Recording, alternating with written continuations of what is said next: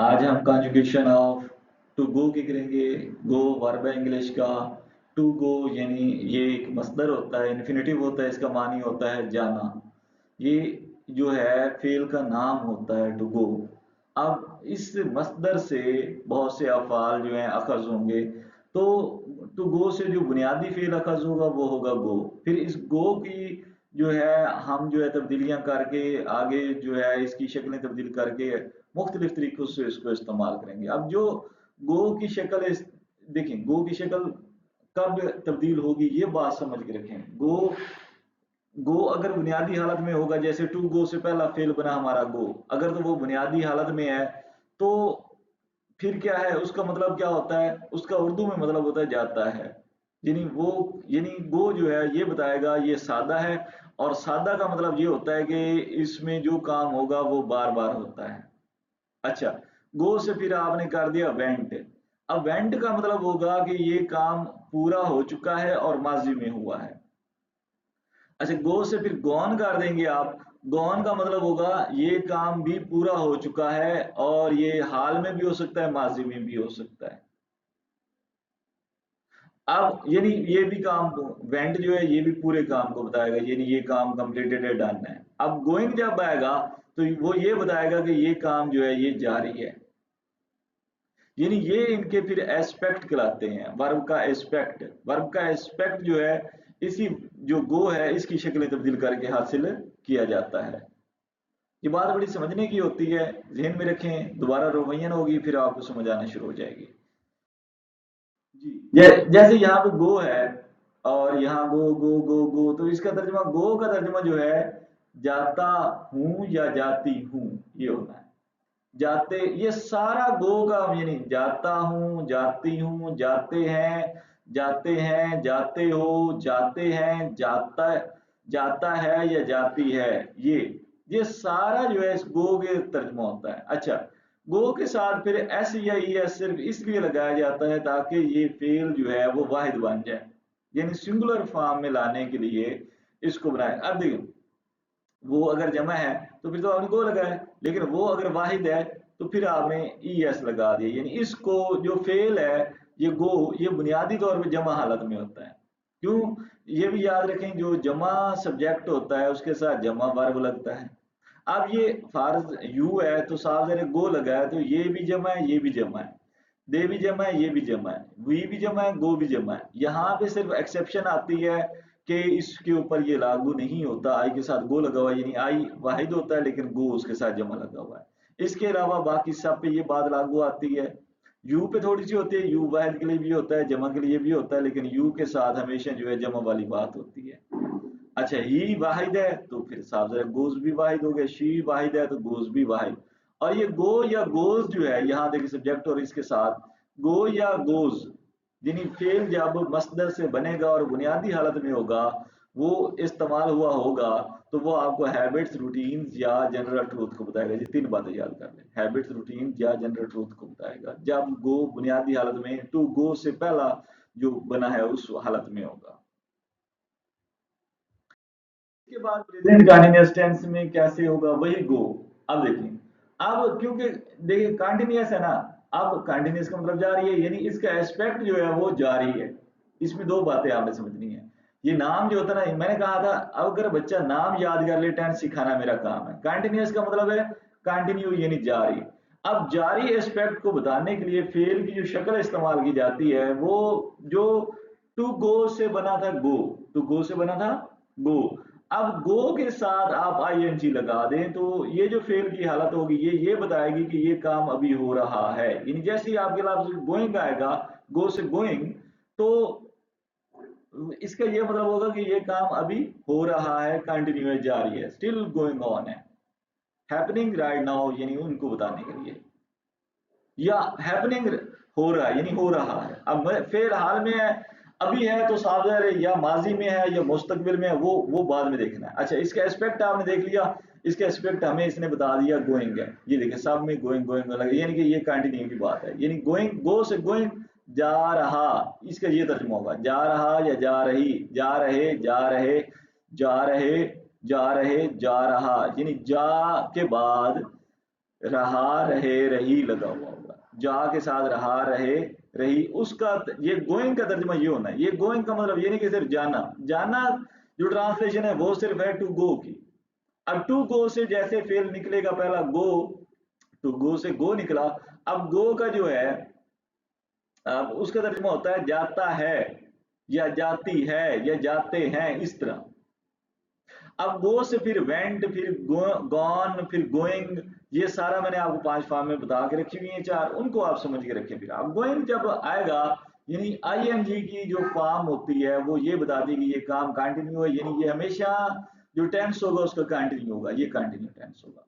उसके पीछे ये जो हेल्पर होते हैं इनका काम सिर्फ ये बताना होता है कि ये कौन सा जमाने में है, यानी ये एक्शन जो है कौन से जमाने में हो रहा है, एक्शन है कैसा, जारी है या मुकम्मल है या सादा है, और फिर कौन से जमाने में हो रहा है। दो ही तो बातें होनी है, एक होना है एस्पेक्ट और एक होना है टेंस।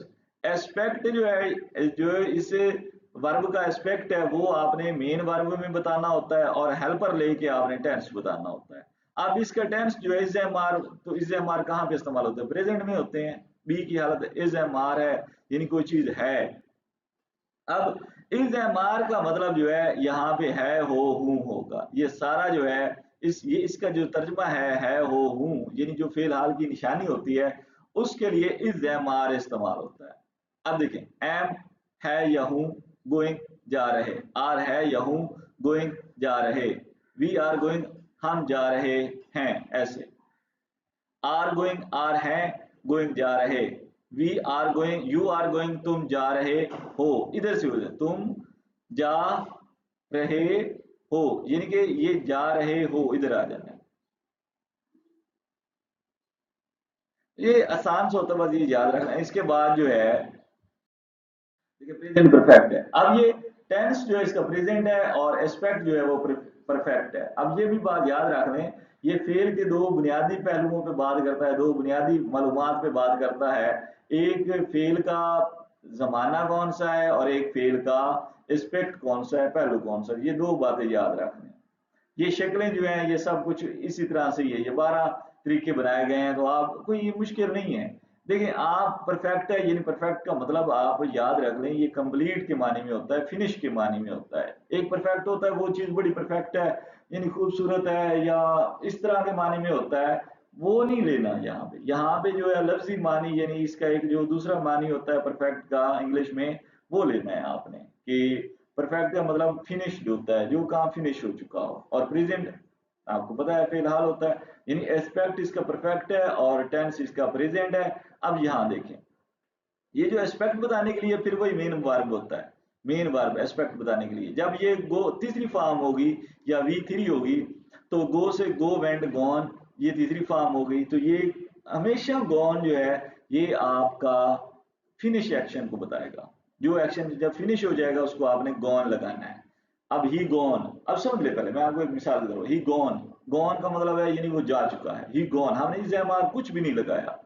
लेकिन बात समझने की है कि गॉन में खुद ही ये बात है कि ये काम मुकम्मल हो गया है। समझने वाले को आई गॉन मतलब मैं मेरे जा ये काम जो है हो चुका है, ये जुमला पूरा नहीं है, लेकिन मैं आपको समझाने के लिए कुछ कर रहा हूँ कि आप इस तरह समझे बात को। आई गॉन इसका मतलब मैं जा चुका हूँ, वी गॉन हम जा चुके हैं। अच्छा, हम जा चुके, हम जा चुके। अब जो है या हो, इनका मानी लेने के लिए ये जो ये टेंस बताते हैं ना, ये प्रेजेंट टेंस है, ये है हो हूं, ये प्रेजेंट टेंस है। ये है हो हूं या ये टेंस जो है ये प्रेजेंट है, उसके लिए आपको हैव या हैज लगाना होता है, हैज या हैव लगाना होता है, ये रेड कलर, इतनी सी बात है या हूं के माने लेने के लिए हैज या हैव लगाना होगा। अगर यही फर्ज करें मैं जा चुका था होता, तो हैव की जगह आपने हैड लगाना था। अब यहाँ पे कंटिन्यूस में है या हो के लिए आपने इज एमर लगाया है, और इसमें आपने हैज या हैव लगाना है। जब कंप्लीट काम होगा उससे,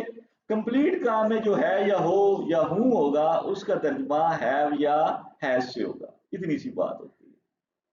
हैव या हैज का तर्जुमा भी है हो हूं ही होता है, ये याद रख लें, वो ये जैमार वाला ही तर्जुमा होता है उर्दू में। इधर यहाँ भी जो है ना, असल में आप ये समझते नहीं है, यहाँ ये हैव या हैज जो है ये इज एम आर के इक्वल है, बराबर है। फर्क सिर्फ कुछ है, ये फर्क इसलिए है कि वो और यानी टेंस में इस्तेमाल हो रहा है तो इस टेंस में और कोई इस्तेमाल होने थे ना, वही तो नहीं हो सकते थे, यही बात समझने की है। वही जो इज़्ज़ामार है उसके बराबर ये है जैब है यहाँ पे। और उर्दू में हमारे पास सारे, इधर इंग्लिश में तो उन्होंने ऐलान करके रखे, उर्दू में हमारे पास तो वही है हो हूँ, बस हर जगह वही लगने हैं। अब देखिए यहाँ पे जो है हैव बीन गॉन, अब ये क्या है, प्रेजेंट परफेक्ट कंटीन्यूअस टेंस, यानी ये परफेक्ट भी है और कंटीन्यूअस भी है, यानी इसमें कोई मुकम्मल भी है और जारी भी है।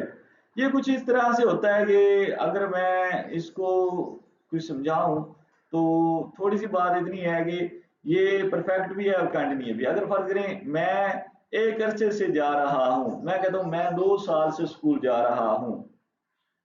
अब इसमें जो है मैंने परफेक्ट वाली बात भी बता दी और कंटिन्यू वाली भी बात बता दी है। जैसे मैं 2 साल से स्कूल जा रहा हूँ या मैं 4 साल से पढ़ा रहा हूँ, समझिए आप। एक तो मैंने कह दिया मैं स्कूल जा रहा हूँ तो आपको समझ आ जाती कि ये काम अभी जारी है, यानी हो रहा है, खत्म नहीं हुआ।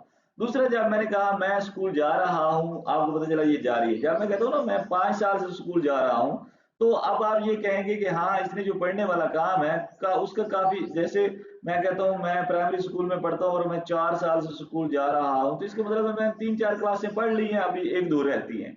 यानी वो इसमें जो है जब मैं बोलता हूँ मैं 3 साल से स्कूल जा रहा हूँ, तो इस 3 साल लगाने की वजह से मैं ये भी बता रहा हूँ कि मैंने एक काम का एक हिस्सा मुकम्मल कर लिया हुआ है, यानी इस काम का एक हिस्सा मुकम्मल कर लिया हुआ है और अभी जारी भी है। यानी मैं 3 साल से स्कूल जा रहा हूँ, 3 साल में मैंने कुछ काम तो साल स्कूल जाने वाला जो था मैं पढ़ रहा हूँ, 3 साल से पढ़ रहा हूँ, 3 साल में मैंने एक काम का हिस्सा मुकम्मल किया हुआ है और आगे जारी है।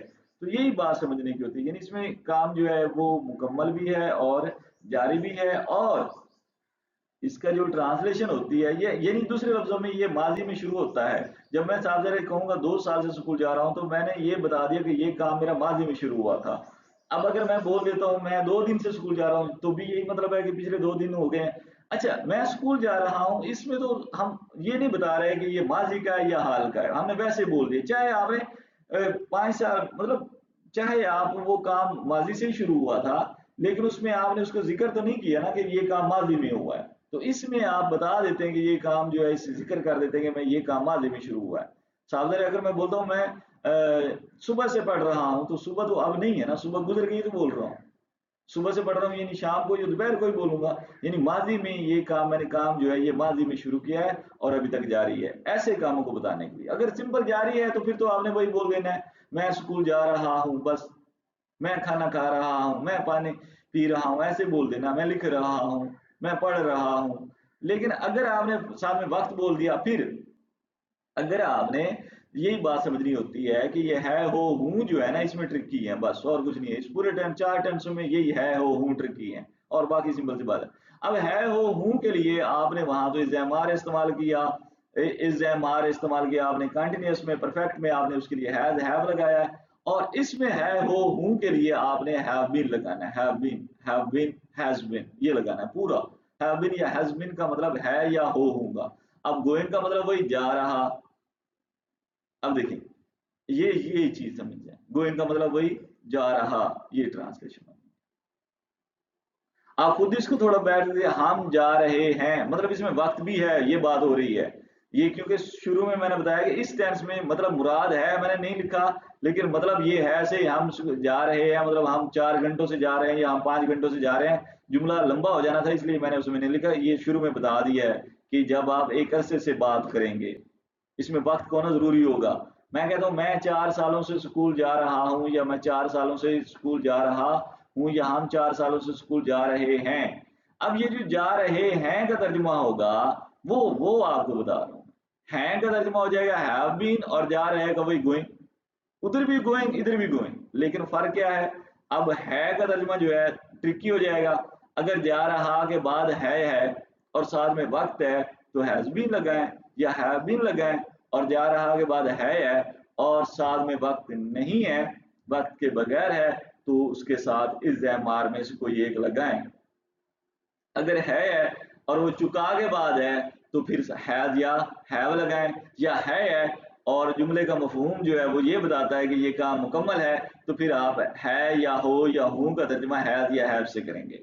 इतनी सी बात है। जुमले का मफहूम आप ज़हन में लेके बैठे, है हो का तर्जमा करें। बाकी मैंने आपको बताया हुआ है, गो का तर्जमा क्या क्या हमेशा करना है आपने, जाता है या जाती है या जाते हैं, इस तरह।